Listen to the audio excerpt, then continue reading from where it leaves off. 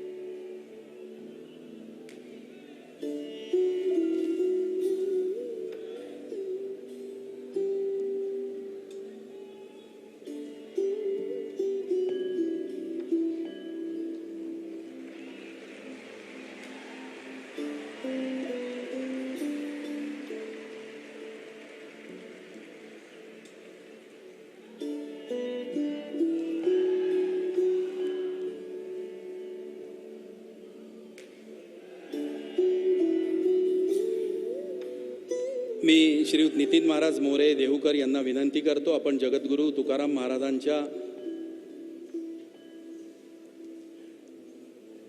मूर्तीची प्रतिकृती प्रदान करावी. तत्पूर्वी माननीय पंतप्रधान सगुण निर्गुणाचे टाळ आणि ब्रह्ममायेच्या चिपळ्या स्वीकार करून त्याचं 1, 2, 3 सेकंद वादन करून यानंतर श्रीयुत नितीन महाराज मोरे देहूकर हे जगद्गुरू तुकाराम महाराजांच्या मूर्तीची प्रतिकृती माननीय पंतप्रधानांना प्रदान करतायत. यानंतर संतश्रेष्ठ श्री ज्ञानोबा माऊलींच्या संजीवन समाधीच्या 725व्या वर्षाचा योग साधून संजीवन समाधीची प्रतिकृती आणि ज्ञानोबा माऊलींची मूर्ती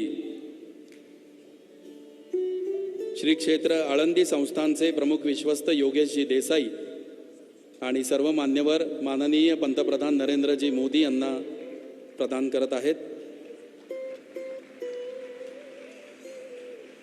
त्यांच्या समवेत श्री विठ्ठल रुक्मिणी मंदिरे समिती पंढरपूरचे सहअध्यक्ष हरिभक्तपरायण गहिनीनाथ महाराज औसेकर, विठोबा, ज्ञानोबा आणि तुकोबा आराध्य दैवत आणि त्यांचे लाडके भक्त या तिन्ही संस्थानांच्या वतीने माननीय पंतप्रधान नरेंद्रजी मोदी यांचा सन्मान या ठिकाणी संपन्न झालेला आहे.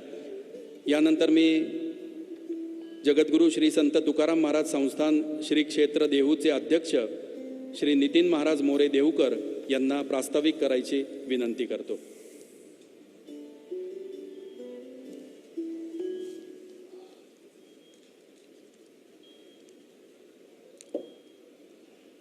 श्री संतांची या माथा चरणावरी साष्टांग करी हे दंडवत, विश्रांती पावलो संभाळा उत्तरी, वाढले अंतरी प्रेमसुख.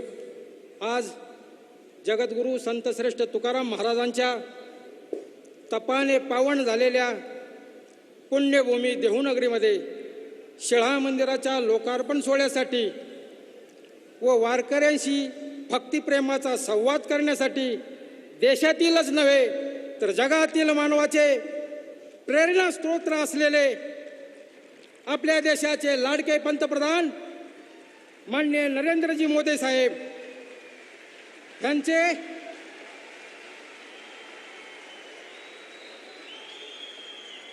देहू देवस्थान व अखिल वारकरी संप्रदायाकडून मनपूर्वक स्वागत करतो. त्यांच्याबरोबर उपस्थित महाराष्ट्र राज्याचे उपमुख्यमंत्री माननीय अजितदादाजी पवार साहेब, महाराष्ट्र राज्याचे विरोधी पक्षनेते देवेंद्रजी फडणवीस साहेब, त्याचबरोबर माननीय चंद्रकांत दादाजी पाटील आणि आपल्या सगळ्यांचे आदरणीय आणि आदरणीय मारुती बाबा कुरेकर महाराज, या सर्वांचं मी या ठिकाणी आपल्या सर्वांच्या वतीने स्वागत करतो. आणि जगद्गुरू तुकोबारायांच्या शिळामिंदाला सांगण्याच्या धाडस करतो की जगद्गुरू तुकोबारायांची अभंगाची गाथा तमाम सर्व नागरिकांना, देशवासियांना, जगवासियांना प्रेरणादायक असताना सुद्धा ज्यावेळेस जगद्गुरू तुकोबारायांची गाथा इंद्रायणी नदीच्या डोहामध्ये बुडवण्यात आली आणि त्यानंतर जगद्गुरू तुकोबाराय 13 दिवस एका शिळेवरती अनुष्ठानासाठी बसले होते, तोच दैवी चमत्कार असा घडला की इंद्रायणी मातेला तीर्थक्षेत्राचा दर्जा मिळाला. तुकाराम महाराज ज्या शिळेवरती बसलेले होते त्या शिळेला शिळा मंदिराची उपमा मिळाली आणि जगद्गुरू संत श्रेष्ठ तुकाराम महाराज हे जगद्गुरू असल्याचे या इंद्रायणी मातेने या जगाला सांगितले. ही जगद्गुरू तुकोबारायांची उंची आहे. आनंदाची डोही आनंद तरंगे अशी अवस्था असताना सुद्धा केवळ जगाच्या कल्याणा संतांच्या विभूती देह कष्टविधी परोपकारी जगातील दुःखे नाहीसे करण्याकरता अवतार पुरुष जन्म घेत असतात. आणि असेच संत कोटीतील मुकुट शिरोमणी जगद्गुरू संत श्रेष्ठ तुकाराम महाराज आज 400 वर्षानंतर सुद्धा आपणास आदरणीय, पूजनीय आणि अनुकरणीय असेच आहेत. जगद्गुरू तुकोबारायांची अभंगाची गाथा आणि जगद्गुरू तुकोबारायांचं जीवन ह्यामध्ये काडीचाही संबंध नव्हता, काडीचाही फरक पडत नव्हता. आपण जे बोलतो ते वागून दाखवत होते. त्याचप्रमाणे जगद्गुरू तुकोबारायांची पालखी आणि संत ज्ञानेश्वर महाराजांची पालखी इसवी सन 1685 साली जगद्गुरू तुकाराम महाराजांचे पुत्र तपोनिधी नारायण महाराज यांनी सुरू केली आणि ह्या पालखी मार्गाचा विस्तार आपल्या देशाचे पंतप्रधान नरेंद्रजी मोदी यांनी चौपदरीकरण रस्ता करून केला. मोदीजी, आज आपण देशाचे पंतप्रधान म्हणून जरी या ठिकाणी उपस्थित असला तरी आमच्यासाठी तुकोबारायांचे चिरंजीव तपोनिधी नारायण महाराज म्हणून आपण देऊमध्ये आलेला आहात आणि आम्हाला आणि या वारकरी संप्रदायाला निश्चित त्याचा अभिमान आहे. आज या ठिकाणी हा जो मंडप, ही जी व्यवस्था ज्या लोकांनी केलेली आहे, ज्या कार्यकर्त्यांनी केलेली आहे, त्यांच्याबद्दल मी फक्त 2च शब्द या ठिकाणी बोलू शकतो. कारण कृतज्ञता हा देवकरांचा फार मोठा मान आहे. वाऱ्या हाती चाले माप सज्जनाचे, कीर्तिमुखी त्यांचे नारायण. खरोखर आज आपल्या सर्वांची व्यवस्था करण्यात आलेली आहे आणि हे व्यवस्था करणारे आमचे मावळचे माजी आमदार माननीय बाळासाहेब बेगडे, मी आपला फार फार ऋणी आहे. रामकृष्ण हरी.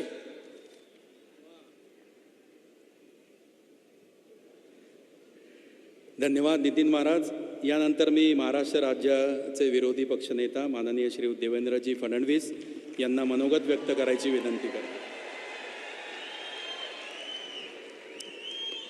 बोला पुंडलिक वरदा हरी विठ्ठल श्री ज्ञानदेव तुकाराम पंढरीनाथ भगवान की जय. माऊली ज्ञानेश्वर महाराज की, जगद्गुरु तुकाराम महाराज की, भारत माता की, छत्रपती शिवाजी महाराज की. आज खरं म्हणजे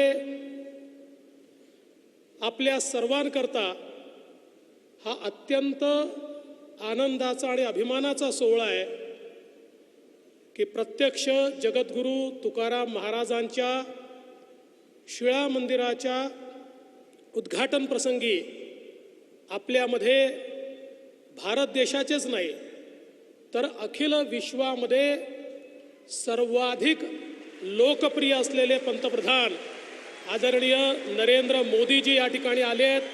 मी त्यांचं स्वागत करतो. मंचावर उपस्थित महाराष्ट्राचे उपमुख्यमंत्री माननीय अजितदादा पवार, आमचे अध्यक्ष माननीय चंद्रकांतदादा पाटील, त्याचप्रमाणे विशेष रूपानं या ठिकाणी उपस्थित आपल्या सर्वांचेच अतिशय ज्येष्ठ मारुतीबुवा कुरेकर महाराज, त्याचप्रमाणे या मंदिर समितीचे अध्यक्ष नितीन महाराज मोरे, आचार्य तुषार भोसले, मंचासमोर बसलेली सर्व विद्वज्जन, सर्व संतगण आणि उपस्थित सर्व माझ्या वारकरी भगिनी आणि बंधूंनो, आपल्या सर्वांना जय हरी. मी स्वतःला अतिशय भाग्यशाली समजतो. कदाचित मागच्या जन्मात कुठली तरी पुण्याई केली असेल म्हणून आज या मंदिराच्या उद्घाटन प्रसंगी माननीय मोदीजींसोबत मला देखील उपस्थित राहता आलं. मी खरोखर नितीन बुवा आपले अतिशय मनापासून आभार मानतो. पवित्र ते कुळ, पावन तो देश, जिथे हरीचं दास घेती जन्म, कर्म धर्म त्याचे झाला नारायण, त्याचेनी पावन तिन्ही लोक. तुकाराम महाराजांनी खरं म्हणजे या ठिकाणी आपल्याला जी दिशा दिली, समाजामध्ये ज्या काळामध्ये नैराश्य होतं आणि आपण बघितलं तर यादव साम्राज्य संपल्यानंतर ज्या प्रकारे संपूर्ण समाज छिन्न विछिन्न झाला होता, श्रद्धेच्या जागी अंधश्रद्धा, बुवाबाजी, मोठ्या प्रमाणात कर्मकांड यामध्ये समाज लीन होत होता आणि मोठ्या प्रमाणात शोषण सुरू होतं. त्यावेळी भागवत धर्माची पताका हातात घेऊन आमच्या संतांच्या मांडियाळींनी या महाराष्ट्र धर्माला पुन्हा जागृत केलं, भागवत धर्माला जागृत केलं. आणि खऱ्या अर्थानं या ठिकाणी ज्ञानेश्वर माऊलींनी पाया रचला, पण त्याचे कळस झाले ते जगद्गुरू तुकाराम महाराज. आणि या भागवत धर्माला जनाजनापर्यंत, बहुजनापर्यंत पोचवून सश्रद्ध समाज, पण अंधश्रद्धेपासून दूर समाज, अशा प्रकारचा एक समाज तयार करण्याचं काम हे खऱ्या अर्थानं या ठिकाणी तुकाराम महाराजांनी केलं. शब्दची आमुच्या जीवाचे जीवन, शब्द वाटू धन जनलोकी. हे शब्दाचं धन ज्या प्रकारे त्यांनी दिलं, त्या शब्दाच्या धनामध्ये इतकी ताकद होती की ते शब्द कोणी मिटवू शकले नाही. इंद्रायणी डुबवा की शिळेनी बंद करा, पण ते तुकोबारायांचे शब्द होते. ते शब्द पुन्हा वर आले आणि त्या शब्दांनी जनाजनाला व्यापून घेतलं. आणि म्हणून मला असं वाटतं की आजही तो जो मार्ग त्यांनी दाखवलाय, त्या मार्गाने चालण्याचं कामच आपले पंतप्रधान करतायत. जे का रंजले गांजले त्यांसी म्हणे जो आपुले, तोची साधू ओळखावा, देव तेथेची जाणावा. हाच मंत्र पंतप्रधानांनी स्वीकारला आणि गरीब कल्याणाचा अजेंडा घेऊन रंजल्या गांजल्यांकरता काम करणारे आपले पंतप्रधान हे खऱ्या अर्थानं वारकरी आहेत. कारण वारकऱ्यांमध्ये कोणी मोठं नसतं, कोणी छोटं नसतं, सगळे वारकरी सेवक असतात. आपले पंतप्रधान प्रधान सेवक आहेत.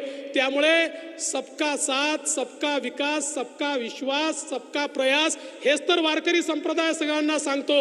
आणि तेच सांगण्याचं काम माननीय पंतप्रधान मोदीजी करतायत.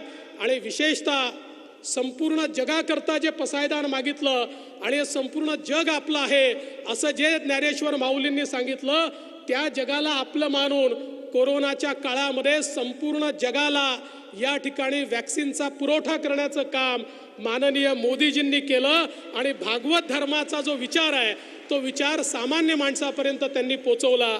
आज खरं म्हणजे त्यांचंच भाषण ऐकण्याकरता आपण सगळे या ठिकाणी आलेलो आहोत. मी अधिक वेळ घेणार नाही. आपल्या सगळ्यांच्या वतीनं त्यांचं या ठिकाणी स्वागत करतो आणि तुकोबा रायाच्या चरणी लीन होऊन त्यांचा आशीर्वाद घेऊन या ठिकाणी माझं बोलणं संपवतो. जय हिंद, जय महाराष्ट्र, जय हरी.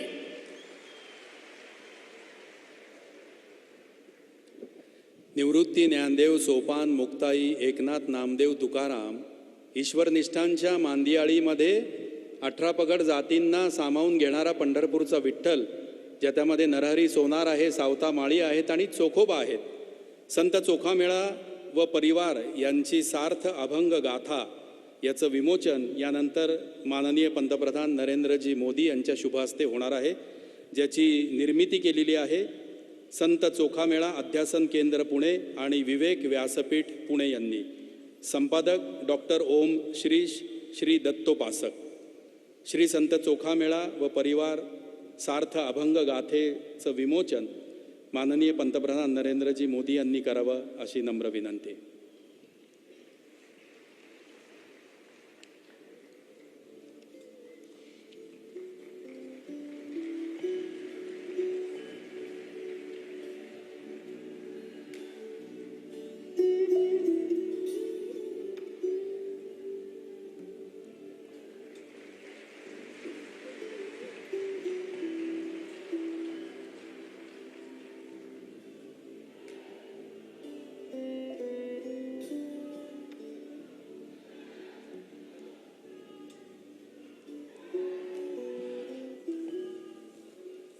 माननीय नितीन महाराज मोरे आणि देवेंद्रजींनी आत्ता सांगितलं की माननीय मोदीजी इथे एक भक्त एक वारकरी म्हणून आलेले आहेत. जगद्गुरू तुकाराम महाराजांचा अभंग आहे, खेळ मांडियेला वाळवंटी ठाई नाचती वैष्णव भाई रे. आणि म्हणूनच सर्वोच्च पदावर असणाऱ्या माननीय नरेंद्र मोदीजींना सुद्धा प्रेमाने नरेंद्र भाई असं संबोधलं जातं. त्या माननीय नरेंद्रजी मोदी यांना यानंतर मी वैष्णव संवाद सभेमध्ये आम्हाला संबोधित करण्याची विनंती करतो.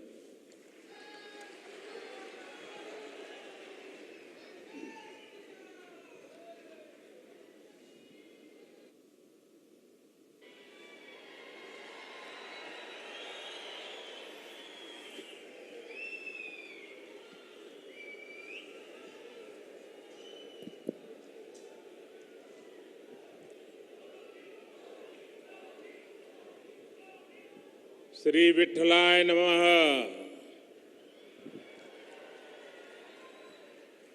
नमो सद्गुरु तुक्या ज्ञान दीपा. नमो सद्गुरु सच्चिदानंद रूपा. नमो सद्गुरु भक्त कल्याण मूर्ती.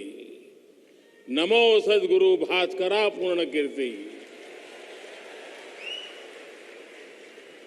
मस्तक है पायावरी या वारकरी संतांच्या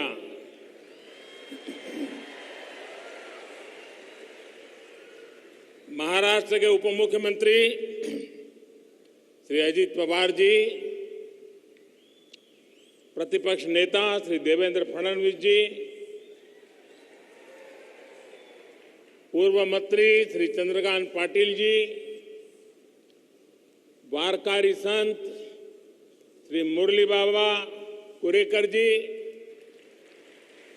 जगतगुरु श्री संत तुकाराम महाराज संस्थान के चेयरमैन नितिन मोरे जी, आध्यात्मिक अघाड़ी के प्रेसिडेंट आचार्य श्री तुषार भोसले जी, यहां उपस्थित संतगण, देवी और सज्जनों, भगवान विठ्ठल और सभी वारकरी संतों के चरणों में मेरा कोटि कोटि वंदन.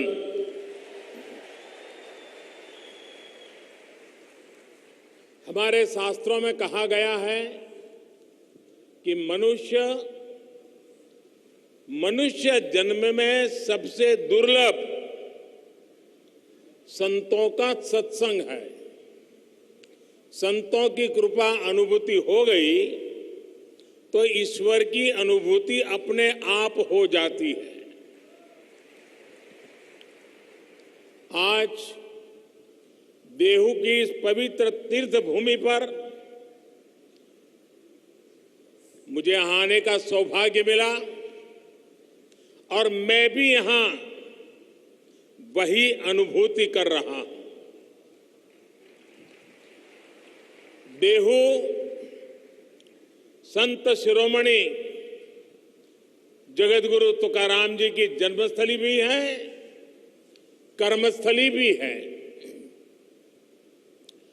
धन्य देहू गांव पुण्य भूमि ठाव, तेथे नांदे देव पांडुरंग,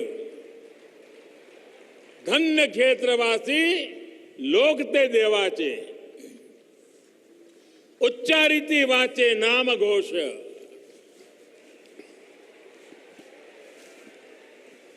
देहू में भगवान पांडुरंग का नित्य निवास भी है और यहां का जन जन स्वयं भी भक्ति से ओतप्रोत संत स्वरूप ही है।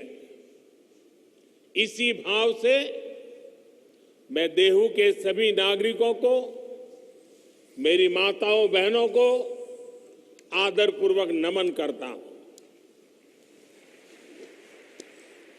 अभी कुछ महीने पहले ही मुझे पालकी मार्ग में 2 राष्ट्रीय राजमार्ग को 4 लेन करने के लिए शिलान्यास का अवसर मिला था।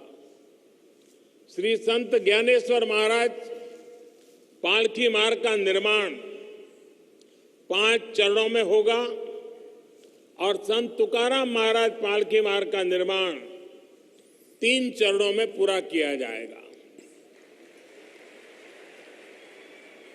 इन सभी चरणों में 350 किलोमीटर से ज्यादा लंबाई के हाईवे बनेंगे और इस पर 11,000 करोड़ रुपए से भी अधिक का खर्च किया जाएगा।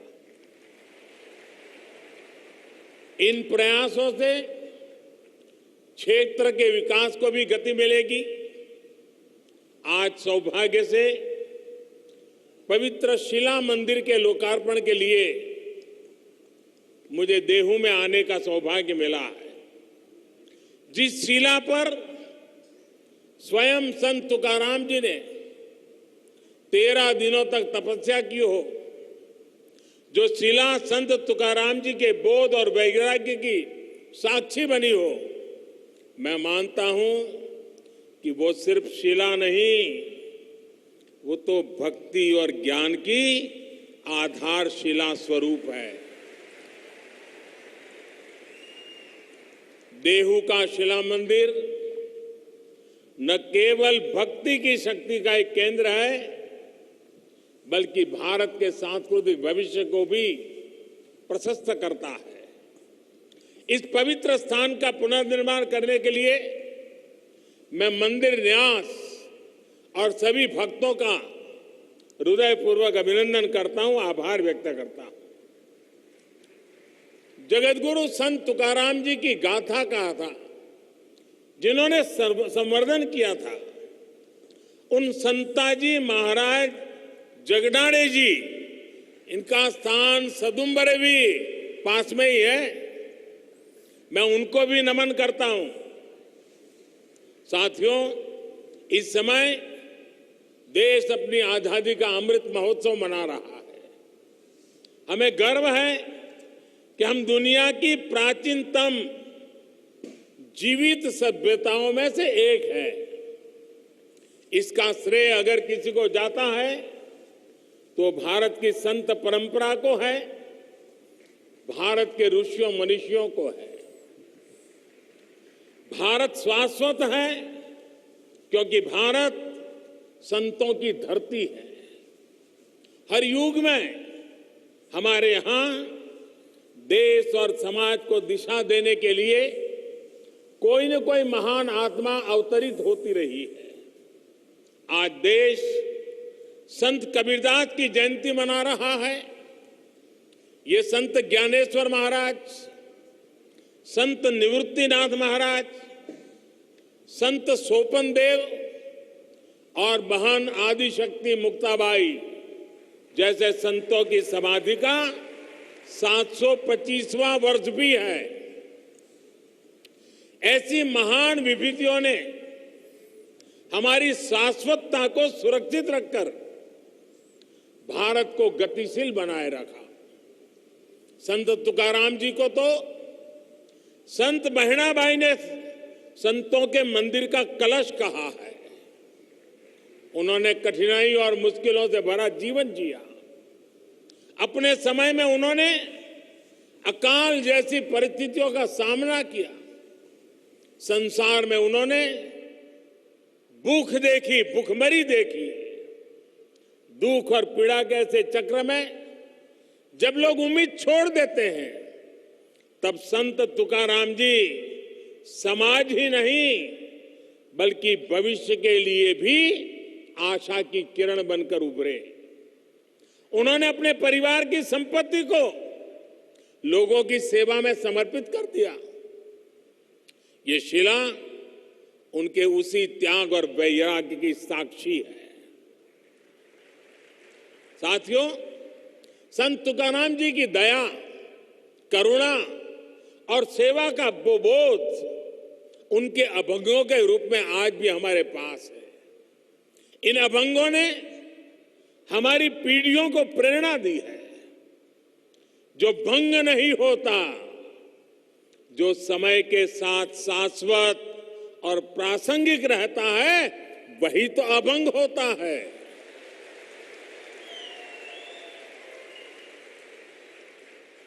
आज भी देश जब अपने सांस्कृतिक मूल्यों के आधार पर आगे बढ़ रहा है, तो संत तुकाराम जी के अभंग हमें ऊर्जा दे रहे हैं, मार्ग दिखा रहे हैं।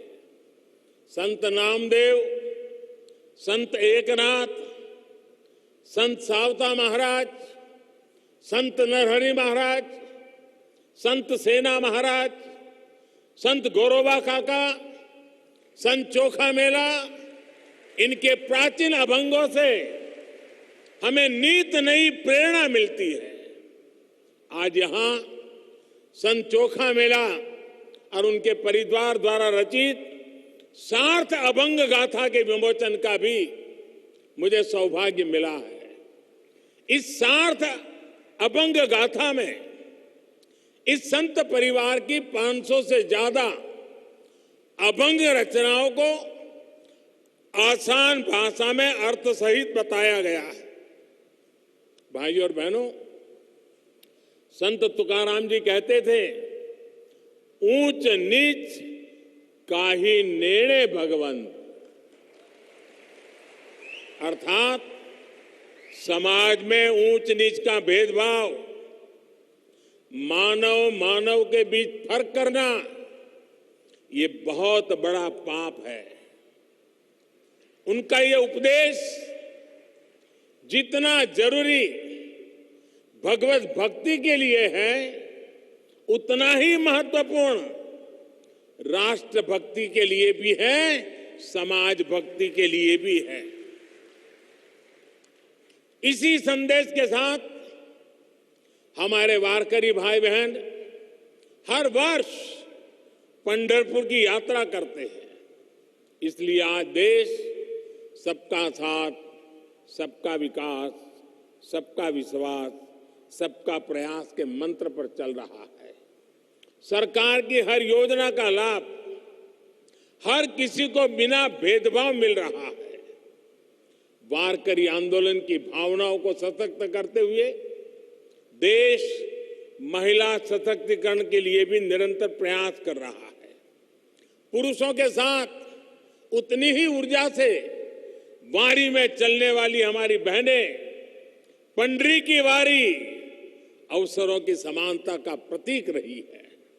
साथियों, संत तुकाराम जी कहते थे, जेका रंजले गांजले, जेका रंजले गांजले, त्यासी मणे जो आपुले, तोची साधु ओळखवा, देव तेथेची जानवा। यानी समाज की अंतिम पंक्ति में बैठे व्यक्ति को अपनाना, उनका कल्याण करना, यही संतों का लक्षण है। यही आज देश के लिए अंत्योदय का संकल्प है, जिसे लेकर देश आगे बढ़ रहा है। दलित, वंचित, पिछड़ा, आदिवासी, गरीब, मजदूर, इनका कल्याण आज देश की पहली प्राथमिकता है। भाइयों और बहनों, संत अपने आप में एक ऐसी ऊर्जा की तरह होते हैं जो भिन्न भिन्न स्थितियां, परिस्थितियों में समाज को गति देने के लिए सामने आते हैं। आप देखिए, छत्रपति शिवाजी महाराज जैसे राष्ट्र नायक के जीवन में भी तुकाराम जी जैसे संतों ने बड़ी अहम भूमिका निभाई है। आजादी की लड़ाई में वीर सावरकर जी को जब सजा हुई, तब जेल में वो हथकड़ियों की चिपली जैसा बजाते हुए तुकाराम जी के अभंग गाया करते थे। अलग अलग कालखंड, अलग अलग विभूतियां, लेकिन सबके लिए संत तुकाराम जी की वाणी और ऊर्जा उतनी ही प्रेरणादायक रही है। यही तो संतों की वो महिमा है जिसके लिए नेति नेति कहा गया है। साथियों, तुकाराम जी के इस शिला मंदिर में प्रणाम करके अभी आषाढ़ में पंढरपुर की जी यात्रा भी शुरू होने वाली है। चाहे महाराष्ट्र में पंढरपुर यात्रा हो या उड़ीसा में भगवान जगन्नाथ जी की यात्रा, चाहे मथुरा में ब्रुज की परिक्रमा हो या काशी में पंचकोशी परिक्रमा, चाहे चार धाम यात्रा हो या चाहे फिर अमरनाथ जी की यात्रा, ये यात्राएं हमारी सामाजिक और आध्यात्मिक गतिशीलता के लिए ऊर्जा स्रोत की तरह है। इन यात्राओं के जरिए हमारे संतों ने एक भारत श्रेष्ठ भारत की भावना को जीवंत रखा है। विविधताओं को जीते हुए भी भारत हजारों वर्षों से एक राष्ट्र के रूप में जागृत रहा है, क्योंकि ऐसी यात्राएं हमारी विविधताओं को जोड़ती रही है। भाइयों और बहनों, हमारी राष्ट्रीय एकता को मजबूत करने के लिए आज ये हमारा दायित्व है कि हम अपनी प्राचीन पहचान और परंपराओं को चैतन्य रखें। इसलिए आज जब आधुनिक टेक्नोलॉजी और इंफ्रास्ट्रक्चर भारत के विकास का पर्याय बन रहे हैं, तो हमें ये सुनिश्चित कर रहे हैं कि विकास और विरासत दोनों एक साथ साथ आगे बढ़े। आज पंढरपुर पालकी मार्ग का आधुनिकीकरण हो तो चार धाम यात्रा के लिए भी नए हाईवे बन रहे हैं। आज अयोध्या में भव्य राम मंदिर भी बन रहा है। काशी विश्वनाथ धाम परिसर भी अपने नए स्वरूप में उपस्थित है और सोमनाथ जी में भी विकास के बड़े काम किए गए हैं। पूरे देश में प्रसाद योजना के तहत तीर्थ स्थानों और पर्यटन स्थलों का विकास किया जा रहा है। महर्षि वाल्मीकि जी ने रामायण में भगवान राम से जुड़े जिन स्थलों का जिक्र किया है, रामायण सर्किट के रूप में उनका भी विकास किया जा रहा है। इन 8 वर्षों में बाबा साहब आंबेडकर के पंच तीर्थों का भी विकास हुआ है। चाहे महू में बाबा साहेब की जन्मस्थली का विकास हो, लंदन में जहां रखकर वो पढ़ा करते थे उस घर को स्मारक में बदलना हो, मुंबई में चैत्य भूमि का काम हो, नागपुर में दीक्षा भूमि को अंतर्राष्ट्रीय स्तर पर विकसित करने की बात हो, दिल्ली में महापरिनिर्वाण स्थल पर मेमोरियल का निर्माण हो, ये पंचतीर्थ नई पीढ़ी को बाबा साहब की स्मृतियों से निरंतर परिचित करा रही है। साथियों, संत तुकाराम जी कहते थे, असाध्यते साध्य करीता सायास, असाध्यते साध्य करीता सायास, कारण अभ्यास तुकामणे। अर्थात अगर सही दिशा में सबका प्रयास हो तो असंभव को भी प्राप्त करना संभव हो जाता है। आज आजादी के 75वें साल में देश ने 100% लक्ष्यों को पूरा करने का संकल्प लिया है। देश गरीबों के लिए जो योजनाएं चला रहा है, उन्हें बिजली, पानी, मकान और इलाज जैसी जीवन की जीने की मौलिक जरूरतों से जोड़ रहा है। हम उन्हें 100% लोगों तक पहुंचाना है। इसी तरह देश ने पर्यावरण, जल संरक्षण और नदियों को बचाने जैसे अभियान शुरू किए हैं। हमने स्वस्थ भारत का संकल्प लिया है। हमें इन संकल्पों को भी 100% पूरा करना है। इसके लिए सबके प्रयास की, सबकी भागीदारी की जरूरत है। हम सभी देश सेवा के इन दायित्वों को अपने आध्यात्मिक संकल्पों का हिस्सा बनाएंगे तो देश का उतना ही लाभ होगा। हम प्लास्टिक मुक्ति का संकल्प लेंगे, अपने आसपास झीलों, तालाबों को साफ रखने का संकल्प लेंगे तो पर्यावरण की रक्षा होगी। अमृत महोत्सव में देश ने हर जिले में 75 अमृत सरोवर बनाने का भी संकल्प लिया है। इन अमृत सरोवरों को आप सभी संतों का आशीर्वाद मिल जाए, उनके निर्माण में आपका सहयोग मिल जाए तो इस कार्य की गति और बढ़ जाएगी। देश इस समय प्राकृतिक खेती को भी मुहिम के रूप में आगे बढ़ा रहा है। ये प्रयास वारकरी संतों के आदर्शों से जुड़ा हुआ है। हम कैसे प्राकृतिक खेती को हर खेत तक ले जाएं, इसके लिए हमें मिलकर काम करना होगा। अगले कुछ दिन बाद अंतर्राष्ट्रीय योग दिवस भी आने वाला है। आज जिस योग की दुनिया में धूम है, वो हमारे संतों की ही तो देन है। मुझे विश्वास है आप सब योग दिवस को पूरे उत्साह से मनाएंगे और देश के प्रति इन कर्तव्यों का पालन करते हुए नए भारत के सपनों को पूरा करेंगे। इसी भाव के साथ मैं मेरी वाणी को विराम देता हूं और मुझे जो अवसर दिया, जो सम्मान दिया, इसलिए आप सबका सर झुका करके अभिनंदन करता हूं, धन्यवाद करता हूं। जय जय रामकृष्ण हरि, जय जय रामकृष्ण हरि, हर हर महादेव।